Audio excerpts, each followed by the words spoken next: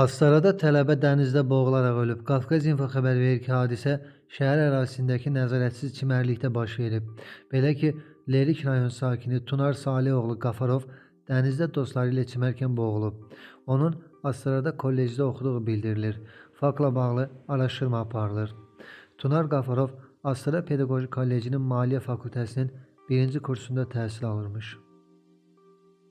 Tovuz sakini isə çaya düşərək ölüb. Doğru Xəbər Azərbaycan bildirir ki, hadisə Düz Zırdaxan kəndində baş verib. Belə ki, kənd sakini 1959-cu il təvəllüdlü Ələkbər Əlizadə suvarma işi görmək istəyərkən çaya yıxılıb.